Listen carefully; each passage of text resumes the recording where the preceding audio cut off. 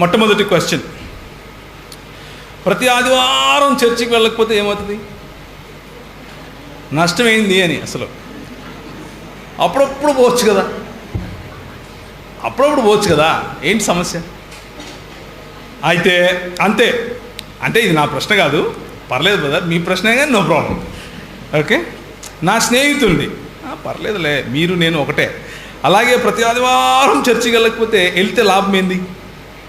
Okay, so ఈ ప్రశ్నలో మనకు అర్థమయ్యేది ఏంటంటే, చర్చికి వెళ్ళటానికి లాభ నష్టాలు కనిపిస్తున్నాయి ఇక్కడ. జాగ్రత్తగా వినాలి. ప్రతి ఆదివారం చర్చికి వెళ్ళకపోతే నష్టం ఏంటి, అలాగే ప్రతి ఆదివారం చర్చికి వెళ్తే లాభం ఏంటి అనే ప్రశ్నలో ఏం కనిపిస్తున్నాయి మనకు? ఆదివారం అనేది కామన్, చర్చి కామన్. సమస్య ఏంటి? లాభం నష్టం. సో లాభ నష్టాల గురించి మాట్లాడుకుందాం, సరిపోతుంది. ఓకేనా? సో ముందు మనం అర్థం చేసుకోవాల్సింది ఏంటంటే, అసలు చర్చికి ఎందుకు వెళ్ళాలి అన్న ప్రశ్న అర్థం చేసుకున్నాం. చర్చికి ఎందుకు వెళ్తారు అంటే, చర్చ్ అంటే అర్థము 4 గోడలు పైన ఒక రూఫు కాదు. సంఘము అంటే అర్థం ఏమిటి అంటే, పిలువబడిన, ప్రత్యేకింపబడిన జనము అని అర్థం. గ్రీకు భాషలో దీన్ని ఎక్లీసియా అని పిలుస్తారు. ఎక్లీసియా అన్న పదానికి అర్థం ఏమిటి అంటే, called out people, sanctified or separated, set apart people, అంటే ప్రత్యేకపరచబడిన ప్రజలు అని అర్థం. ప్రతి ఆదివారం చర్చికి వెళ్ళాం, మనం ప్రతి ఆదివారం ఆరాధనకి వెళ్తాం. అర్థమైందా?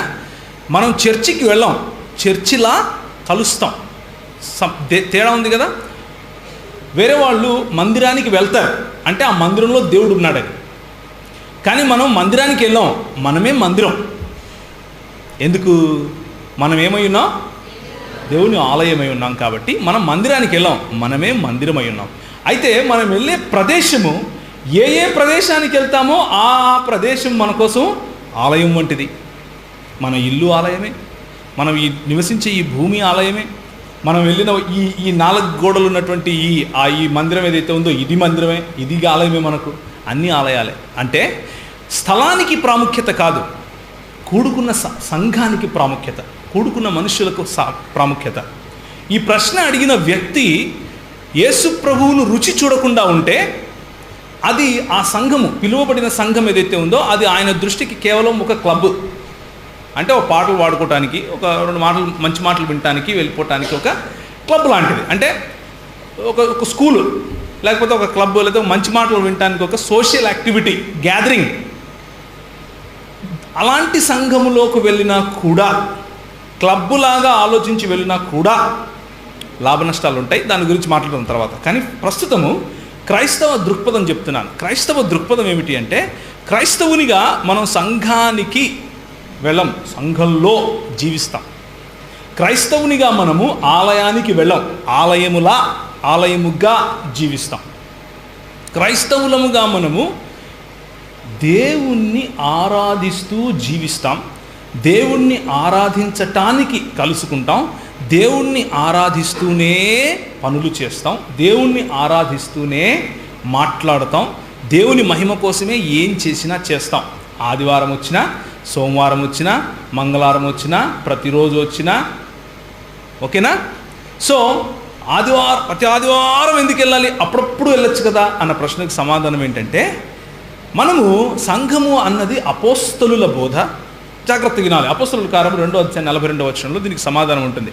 అపోస్తలుల బోధ, సహవాసము, రొట్టె విరుచుట మరియు ప్రార్థన చేయుట యందు వారు ఎడతెగక ఉండిరి అన్న మాట ఉంటుంది. అంటే మనకు సంఘ పితరులు, యేసు ప్రభువు ఎవరినైతే అపోస్తలునిగా ఎన్నుకున్నాడో వాళ్ళు మనకి ఇలా చేయమని చెప్పారు. ఎందుకు చేయమని చెప్పారు అంటే, అంత్య దినములలో కూడుకొనకుండా ఉండేవాళ్ళు ఉంటారు. అలా చేయకుండా, కూడుకొనుట మానకుండా ప్రతి ఆదివారం కూడుకోండి అని మనకు దేవుని వాక్యం చెప్తుంది. ఆదివారం మాత్రమే కాదు, అపోస్తలుల కార్యంలో ప్రతి దినము కూడుకున్నారు, ప్రతి ఇంటా కూడుకున్నారు. సహవాసం ఎంత ఎక్కువైతే అంత మంచిదే. కానీ కనీసం మనకున్నటువంటి ఈ సమయంలో కనీసం ఆదివారం మనం ఎందుకు వెళ్తాము అంటే, ఏదో స్కూల్కి వెళ్ళి 4 పాయింట్లు నోట్ చేసుకోవటం కోసం వెళ్ళం. మనం ఎందుకు వెళ్తాము అంటే, ప్రభువు ప్రభు యొక్క సన్నిధి ఎక్కడ 2-3 కూడి ఉంటారో అక్కడ ఉంటుంది కాబట్టి వెళ్తాం. ఆ 2-3 ఇంట్లో కూడా కూడి ఉంటారు కదా, కూడి ఉంటారు, నో ప్రాబ్లం, అక్కడ కూడా ఉండొచ్చు.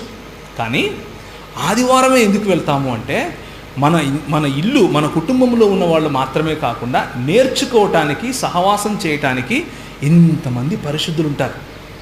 ఇక్కడ అలవాటు పడితే పైన కూడా అలవాటు పడుతుందని.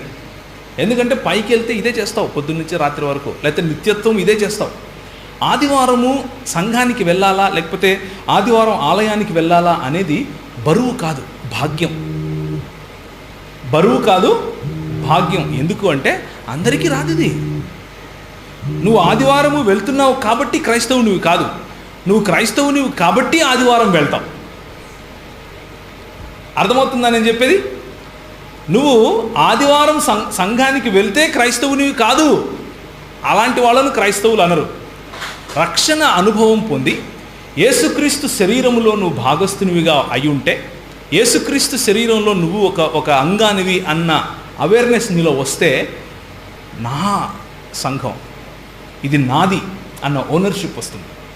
అప్పుడు సంఘానికి వెళ్ళాలా వద్దా అన్న ఆలోచన మానేసి దివారాత్రములు ఆయన సన్నిధిలో ఉండాలి అన్న ఆతృత నీలో వస్తుంది. కాబట్టి ఫర్గెట్ అబౌట్ లాభ నష్టాలను పక్కన పెట్టేసేయండి. వెళ్ళాల్సింది ప్రభువును ప్రేమించడం కోసం, ప్రభువుతో దేనికోసం? సహవాసం కోసం, తోటి సహచరులతో, తోటి విశ్వాసులతో సహవాసం కోసం. అందుకనే ప్రభు ఏమన్నాడు? నీ దేవుడైన ప్రభువును మళ్ళీ చెప్పండి, పూర్ణ హృదయముతోనూ, వివేకముతోనూ, ఆత్మతోనూ, బలముతోనూ సేవించాలి, ఆరాధించాలి, ప్రేమించాలి. అలాగే నిన్ను వలె నీ పొరుగువాడిని. సంఘానికి రాకపోతే ఈ 2 సాధ్యం కాదు. సంఘానికి రాకపోతే ఈ 2 సాధ్యం కాదు. ఎందుకంటే యేసుప్రభు ఏమన్నాడంటే, పౌలు సంఘాన్ని హింసిస్తూ ఉంటే యేసుప్రభు ఏమన్నాడంటే, సౌలా నువ్వు నన్నెందుకు హింసిస్తున్నావు అన్నాడు. సంఘాన్ని ఎందుకు హింసిస్తున్నావు అనలేదు, నన్నెందుకు అన్నాడు. అంటే సంఘం అంటే ఎవరు చెప్పండి? ఎవరు? యేసుప్రభు. యేసుప్రభువును కలవటానికి వెళ్తున్నావు. సంఘంలో 10 మందితో మాట్లాడితే ఎవరితో మాట్లాడుతున్నావు? జాగ్రత్త. దేర్ఫోర్ మనము లాభ నష్టాలకు వెళ్ళాం. మన మంచి కోసం, మన ఎడిఫికేషన్ కోసం వెళ్తాం. లాభ నష్టాలు కూడా ఉన్నాయి. ఏంటి అవి? వస్తే 4 మంచి మాటలు వింటారు, దేవుని ఆశీర్వాదము 10 మంది ద్వారా, 10 మంది మాటల ద్వారా, ఆరాధన ద్వారా మీకు వస్తుంది, పాటల ద్వారా వస్తుంది. రాకపోతే నష్టం ఏంటి? నష్టమేముంది? ఆత్మను కోల్పోతారు అంతే. ఆ తర్వాత నష్టాలు, లాభాలు ఏమి ఉండవు, ఆత్మను కోల్పోతారు, అయిపోయింది. రెండవది, దేవుడు ఆదాముకి ప్రకటనకు ఎలా తీశాడు? ఆయన తీసేటప్పుడు నేను లేను, నాకు తెలియదు. ఎందుకు తీశాడో అడగండి, నేను చెప్తా. ఎక్కడి నుండి తీశాడో చెప్పండి, నేను చెప్తా. ఏ ప్రదేశంలో తీశాడో నేను చెప్పగలను. ఎలా తీశాడు అంటే, ఆపరేషన్ చేశాడా, కుట్లేశాడా, లేకపోతే లేజర్ ఆపరేషన్ చేశాడా, చేయబెట్టి తీశాడా? నాకు తెలిసిన ఆన్సర్ ఏంటంటే, దేవుడు ఆదాముని ఎలా చేశాడు? ఎలా చేశాడమ్మా చెప్పండి? మట్టితో చేశాడు. మట్టితో మనిషిని చేసినాడు, ఆ మనిషిలోని చెమక తెలియడా? అవును కదా? చాలా ఈజీగా తీస్తాడు. కాబట్టి సైంటిఫిక్గా దీనికి ఆన్సర్ ఏంటి అంటే, దేవుడు, లేకపోతే లాజికల్గా దీనికి ఆన్సర్ ఏంటి అంటే, దేవుడు సర్వసమర్థుడు కనుక ఆయనకు సిజర్లు ఎత్తుకొని కొయ్యాల్సిన అవసరం లేదు, ఆపరేషన్ చేయాల్సిన అవసరం లేదు, ఆయనకు సూదులు వేయాల్సిన అవసరం లేదు, ఆయన చేయగలడు. ఓకే, నెక్స్ట్, రక్షణ పొందామని, దానిలో ఎదుగుతున్నామని నాకు ఎలా తెలుసుకోవటం ఏంటి? నా గ్యారంటీ ఏంటి? గ్యారంటీ ఏంటి అంటే, జాగ్రత్తగా, ఇది చాలా గంభీరమైన ప్రశ్న. ఎందుకు అంటే, ఈ ప్రశ్నకు చాలామంది సమాధానం తెలియక అసలు నేను రక్షింపబడ్డానా లేదా అన్న ఆలోచనలో ఉంటారు. కానీ జాగ్రత్తగా, ప్రభు ఏమన్నాడు అంటే, వారి ఫలములను బట్టి మీరు వారిని తెలుసుకుందరు అన్నాడు. ఎవరిని గురించి? అబద్ధ ప్రవక్తల గురించి. ఇది సరైన విశ్వాసులకు, ప్రవక్తలకు కూడా చెందుతుంది. అంటే మనము ఫలించే ఫలాలు చూడాలి, మనము రక్షింపబడ్డామా లేదా అని చెప్పటానికి. అంటే మనము గలతీయులకు రాసిన పత్రిక 5వ అధ్యాయంలో ఉంది కదా, ప్రేమ, చెప్పండి, ఇంకా మీకు తెలుసు. అవి కనిపించినాయి అనుకోండి మీలో, అవి కనిపించేందుకు ఆరంభించాయనుకోండి చాలు, రక్షింపబడ్డారు అని నిశ్చయించుకోండి. ఎందుకు అంటే, యేసు ప్రభువులో తప్ప ఇవి ఎక్కడా సాధ్యం కాదు. మిగిలిన చోట మతం ఉంటుంది, ఇక్కడ ఆత్మ ఉంటుంది.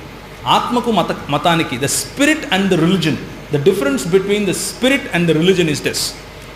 ఎక్కడ దేవుని ఆత్మ ఉండునో అక్కడ ఏముంటుంది? స్వాతంత్రం ఉంటుంది. You are not bound by rules and regulations. నువ్వు ఇట్లా చేయాలా, ఇట్లా చేయొద్దు, జీన్స్ ప్యాంట్ వేసుకుంటే నువ్వు నరకానికి పోతావు, మధ్యలో దూకుంటే నువ్వు నరకానికి పోతావు, నెత్తికి నూనె పెట్టుకోకపోతే నరకానికి పోతావు, నువ్వు అదేంది చేతికి గాజులు వేసుకుంటే నరకానికి పోతావు, అది చేసుకుంటే ఇదేస్తావు, ఇది.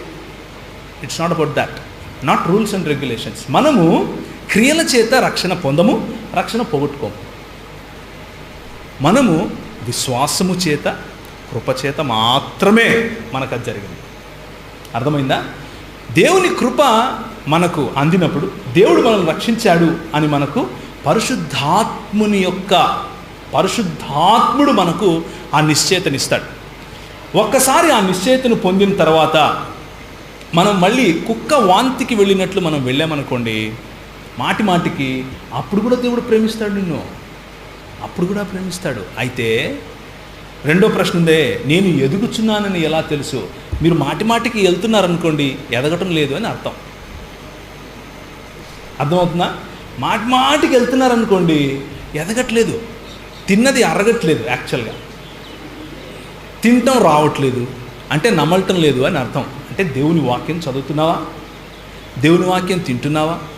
దేవుని వాక్యాన్ని నెమరు వేస్తున్నావా? నెమరు వేయటం అంటే దివారాత్రములు ధ్యానించటం చేస్తున్నావా? నీకంటూ ఒక క్వైట్ టైం ఉందా? అంటే దేవునితో ఒక ఏకాంత సమయం నువ్వు గడుపుతున్నావా? ఇవన్నీ చేస్తున్నావు అనుకోండి, ఇవన్నీ చేయడానికి వెనకాల మోటివేషన్ ఇంకోటి ఉంటుంది. ఏమని? నాకు పెళ్లి కావాలా, మంచి భర్త కావాలా, మహేష్ బాబు లాగా ఉండాలా, లేకపోతే సూపర్ భార్య కావాలా, ఇలాంటి మోటివేషన్స్తో వెనకాల మోటివేషన్స్ పెట్టుకుని మంచి ఉద్యోగం కావాలా. క్వైట్ టైంలో చేసినా కానీ వేస్టే. క్వైట్ టైం ఎందుకు చేస్తారు? ఎందుకు ప్రార్థన చేస్తారు? ఎందుకు దేవునితో సహవాసం కలిగి ఉంటారు? అంటే దేవునితో సహవాసం కలిగి ఉండడం కోసమే కలిగి ఉంటారు. దానికి వేరే మోటివేషన్ ఏది ఉండకూడదు. కేవలము పరలోకం కూడా కాదు మన మోటివేషన్. గుర్తుపెట్టుకోండి, దేవుడు నన్ను పరలోకంలోకి తీసుకెళ్తాడు కాబట్టి నేను రోజు బైబిల్ చదువుకుంటాను, క్వైట్ టైం చేసుకుంటాను, ప్రార్థన చేసుకుంటాను అంటే మనకంటే మూర్ఖులు ఇంకొకరు ఉండరు. ఎందుకు అంటే క్వైట్ టైం చేసినా చేయకపోయినా ఆయన చేసేది చేస్తాడు. మనం చేయాల్సింది ఏంటంటే ఆయన ప్రేమించాలి. మనం ఆయన్ని స్వచ్ఛ బుద్ధితో ప్రేమించగలిగితే మొదట ఆయన నీతిని మరియు ఆయన రాజ్యమును వెదకుడు, మిగిలిన ఏమైతే జగ్ మార్కే పిచ్చాయగా దానంతట అయ్యే వస్తాయి. మనం ఏం కష్టపడాల్సిన అవసరం లేదు.